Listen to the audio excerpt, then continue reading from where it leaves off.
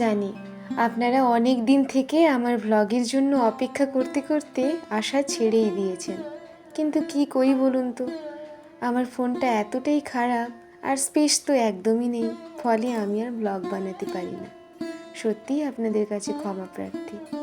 তবে আগে যে কয়টা ভিডিও রেকর্ড করা ছিল তার মধ্য থেকে একটা আপনাদের সঙ্গে শেয়ার করছি আজ। এটা দুর্গাপূজার ঠিক আগেটায় আগমনী উৎসবের একটা আয়োজন ছিল। হেড়িয়ার কাছে অনিন্দবাবুর বাড়ি আছে, সেখানেই আমরা সবাই হানা দিয়েছিলাম। ওনার বাড়িতে কি নেই, পাখি থেকে শুরু করে শিল্পকলা সমস্ত কিছুটাই যেন খুব সুন্দরভাবে ফুটে উঠেছে। একটু অপেক্ষা করুন, আমি ঘুরে ঘুরে দেখাচ্ছি। এই যে সাদা বক, এখানে তো আর শান্তির জায়গাটুকু দেখাতে পারবো না, শুধু ছবিটুকুই আমি শেয়ার করতে পারি। আসলে ওই পরিমণ্ডলে এতটাই শান্তি আছে তা বলে বোঝানোর নয়।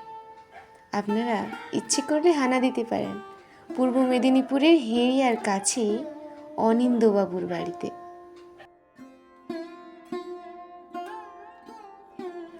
আমি তো মন্ত্রমুগ্ধের মতো দেখছিলাম তার এই ভাস্কর্যগুলো। কি অদ্ভুত, তাই না? পৃথিবীতে এত মানুষ, তাদের কত ধরনের চিন্তা ভাবনা, কিন্তু শিল্পীরা একটু অন্যরকম। তারা তাদের চিন্তা ভাবনাগুলোকে শিল্পের রূপ দান করে, আর সেগুলোই জীবন্ত হয়ে ফুটে ওঠে আমাদের সামনে। কি অপূর্ব, সত্যিই সাধুবাদ জানাতে হয়।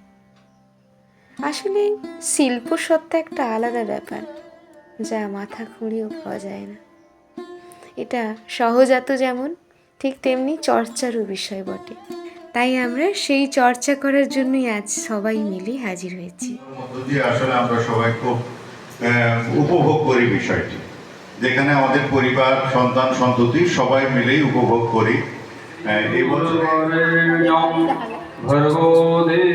রক্ষার বার্তা আমরা যে কোনো জায়গায় যখনই যে কোনো আয়োজন করি তার এদিকে চলছিল আমাদের রবীন্দ্র পরিষদ পরিবারের বৈঠকি আড্ডা, আর ওদিকে এই যে দাদারা, তারা অতি যত্নের সঙ্গে অনেক সুন্দর করে সাজাচ্ছিল আমাদের খাবারের থালা।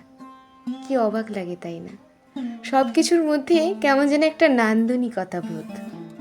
খাবারটা অন্যভাবেও দেয়া যায়, কিন্তু সুন্দর করে দিলে সেই জিনিসটা আরও আরও মনোগ্রাহী হয়ে ওঠে।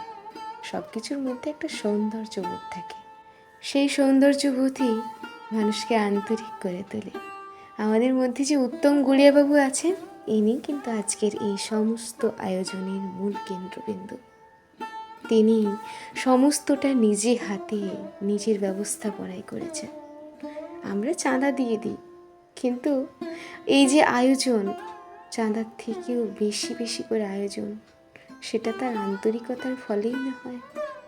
সত্যি ওনাকে শ্রদ্ধা জানাই, ভালোবাসাও।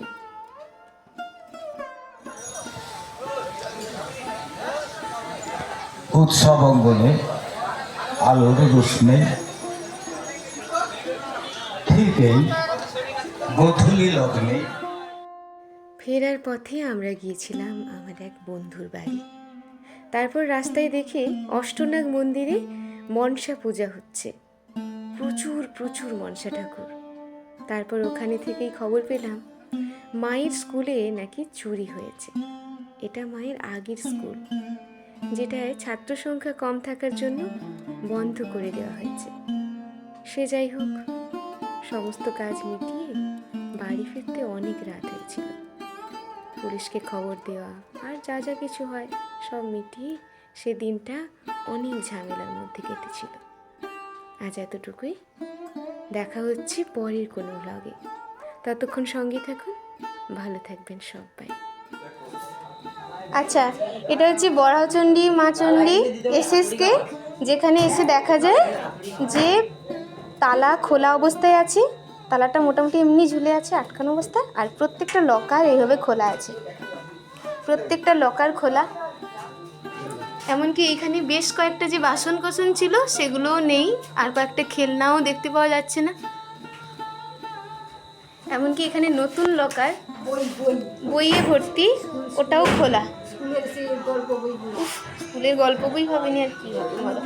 আর একটা জিনিস, এই যে বেঞ্চগুলো এমনভাবে অ্যারেঞ্জ করা ছিল যেন দরজাটা না খোলা যায়, দরজার মুখ থেকেই ছিল, কিন্তু এখন দেখা যাচ্ছে যে দরজার সামনে থেকে অনেকটা অংশ ফাঁকা, মানে বোঝা যাচ্ছে যে মানে যে এই কাজটা করেছে সে একদিন নয় বহুবার এসে ঢুকেছে এবং সেরকমভাবেই সে সমস্ত কিছু কিন্তু ব্যবস্থা করে রেখেছে।